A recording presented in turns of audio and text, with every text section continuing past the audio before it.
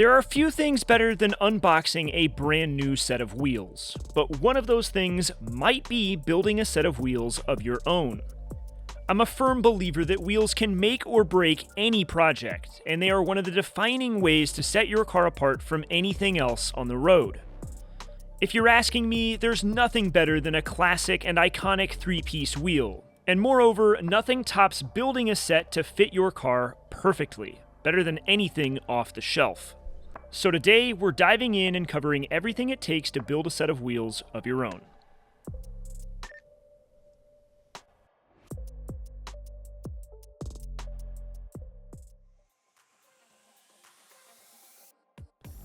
Last week, I took the opportunity to introduce the latest StanceWorks project, an E30 325e that means a lot to me, to say the least. This car will receive Euro bumpers, an engine swap, a transmission swap, and a suspension build-out, but perhaps the most exciting thing to look forward to is the build-out of custom wheels. To match the car, I wanted something truly special for this project, and we got it. My buddy Nick Foster supplied an incredible set of beautiful, authentic Alpina splits. Now, I've spec'd and built countless wheels at this point, but here on the channel, we've only really tackled it off-screen.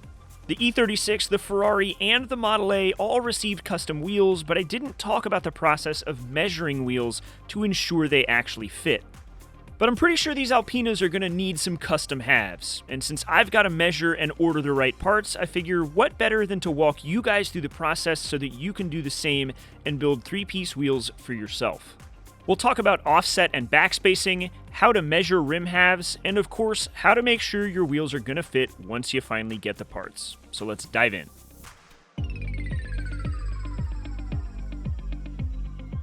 It might sound obvious on the surface, but to get started, we need to find out how wide our wheels are to begin with. But believe it or not, measuring the width of a wheel isn't as simple as you might think. You see, wheels aren't measured in their overall width. In fact, to measure properly, you can't even have a tire installed on the wheel, and that's because the tape measure needs to be placed on the inside of the bead seat. From there, the tape measure is carried over to the other side and measured to the same position, in our case totaling out to 9¼ inches. Now that might sound kind of weird for a wheel width, but we'll get there here in a few. With the width in hand, now we need to move on to understanding the offset or the backspacing. If we look at the wheels that are currently on the E30, they're stamped with all of the relevant information, as are most wheels. But these Alpinas are old, and all we get is the branding within the lug pocket. But given that I know these wheels aren't fitted to their original rim halves, whatever information that could have been stamped there wouldn't be relevant anyway, so let's figure out how we can measure it. Here we see the wheel center's backpad, the mating surface that bolts to the car. The center's backpad is part of what contributes to the overall offset. Some centers, like this one, have very little backpad protruding from the back of the wheel center, while others, like my Renaults, have a monstrously large backpad. This is often referred to on Japanese wheels as low disc versus high disc. The other contributing factor to offset is where the center falls within the middle of the wheel. A center that falls towards the inside of the wheel is considered to be low or negative offset, while one that falls towards the outside of the wheel is considered high offset. Now, I'm guessing it'd be easier to understand this if you could see a wheel physically cut in half, and thankfully using Fusion 360, we can do exactly this using the model of the rotiform wheel from my Ferrari. This wheel has a 0 offset. The backpad is directly in the middle. But if we were to add backpad to it, like this, we'd have a negative offset wheel, by 25mm in this case. But adding backpad is usually only done to give you clearance for big brake calipers, and instead moving the center within the wheel, in or out, is used to achieve a change in offset. Lower offset wheels have more lip, and higher offset wheels have more barrel. Now that we understand how offset works, let's measure the offset of our Alpina splits. We can do this by laying a straight edge across the back of the wheel and measuring down to the wheel's backpad. You can see that it lands right at about 5 5/8 of an inch. However, this is not our offset. This is a backspace measurement. Offset is a lot more commonly used, and to find the offset of our wheels, we need to know the wheel center line, or its width cut in half. If we take our backspace measurement and then subtract it from our wheel center line, we're given a delta. In this case, it's a nice round 1 inch. However, our backspace measurement includes the bead seat of the wheel, and our width did not, so we need to subtract it. The rule of thumb is to subtract a ½ inch or 13 millimeters, which gives us our final offset.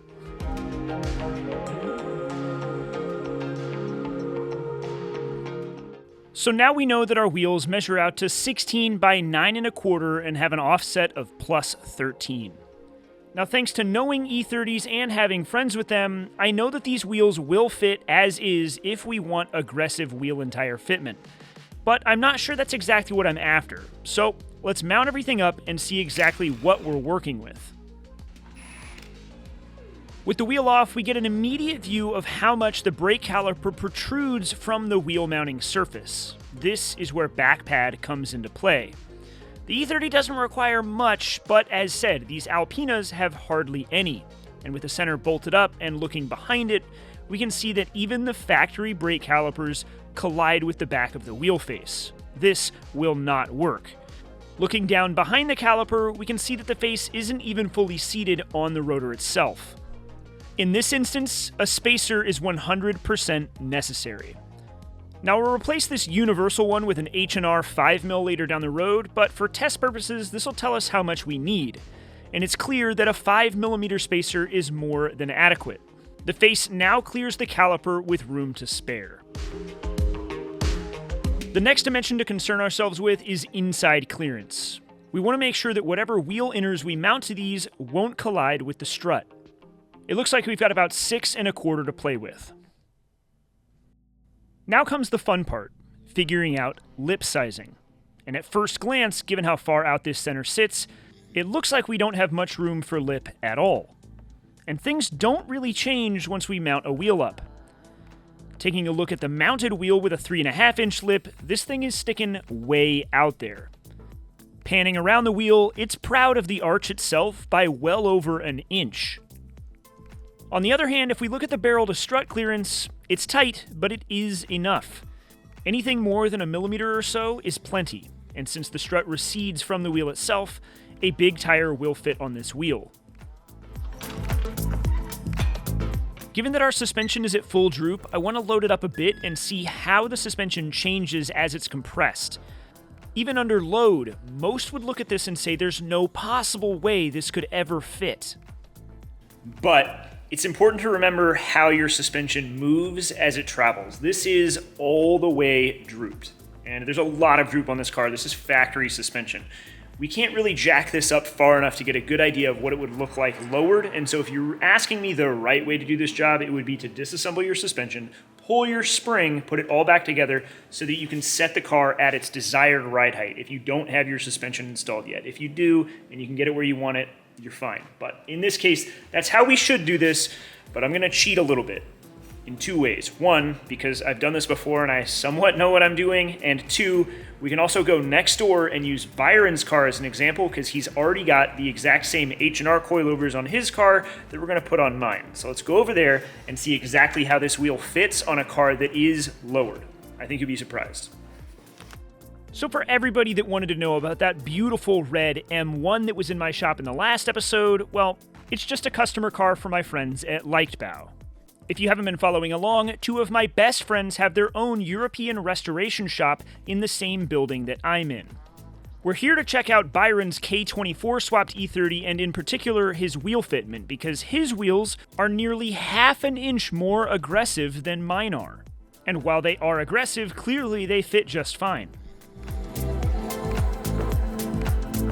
Inside the shop, Byron put his E30 up on the lift so we can do a bit of a compare and contrast between his wheels and mine. Again, the reason to use his car is because not only is his suspension different, but so is his alignment. He's running a lot more camber than I am, and that yields more clearance on the outside. That means his more aggressive wheels fit similarly to mine at full droop. So we bolted the ALPINAs up to get an idea of how they'll fit on my car once we make the same changes to it. Now, to be clear, these wheels are still quite aggressive, but it's quite clear that they fit a whole lot better. With a bit of tire stretch, these would look really nice if that's what you're after.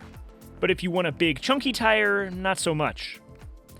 Lurking behind the wheels are Byron's H&R coilovers, the same ones we're going to put on my car. It's usually safe to assume that an aftermarket coilover will have more inner clearance, but it's important to confirm, and in this case it's clear he's got more clearance than I do. So overall, it's clear. These wheels do fit if this is what I'm looking for.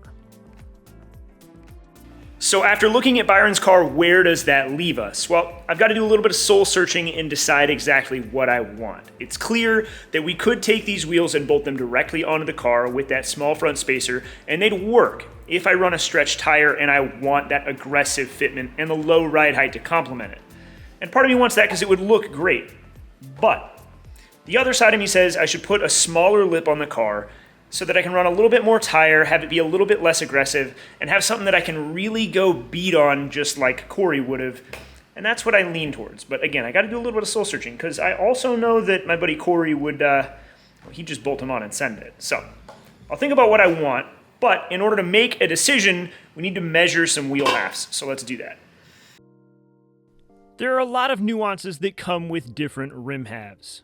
There are reverse lips, step lips, drop lips, bubble lips. There's a lot to digest, and honestly, most of that's probably better saved for a different video. What's important at the moment is that we learn how to accurately measure them. Fortunately, it's pretty easy to do, and it starts by setting the bolt flange on a flat surface. From there, we simply measure from the flat surface up to the bead seat, just like we measured the wheel to begin with. In this case, we've got a 3.5-inch lip. Pretty simple. Now when it comes to the barrel, we get a bit of a weirder measurement, in this case 5 3/4 of an inch. Given that wheels are normally measured in half-inch increments, that might seem weird, but this is a BBS Motorsport inner that was produced for a sandwich mount wheel, meaning it adds up if you know how those wheels work. Now shh, listen carefully. Very faint. Can you hear that? That sizzling sound. That's somebody's blood boiling. That I've been calling these rim halves instead of wheel halves. Now, some people can't stand it when you call wheels rims. I don't know why. Doesn't matter to me. But technically speaking, these are rim halves. The whole thing is a wheel, but the whole thing can be a rim if you want it to be. I don't care. Do whatever you want. Anyways. So to summarize, we've got 16 by 9.25-inch wheels with a 13 positive offset. They've got 5 3/4-inch barrels and 3.5-inch lips. As said, I've got to do some soul searching on what I want out of these wheels because truthfully, I want to make sure I can drive this car just like my friend Corey would have if he ever had the chance. Now that we know all of the sizing for our parts and pieces, we can just call up BBS and order the correct parts because these vintage ALPINAs thankfully use vintage BBS Motorsport parts. I'm thinking that the right choice is to take a 1/2 inch off of the lip.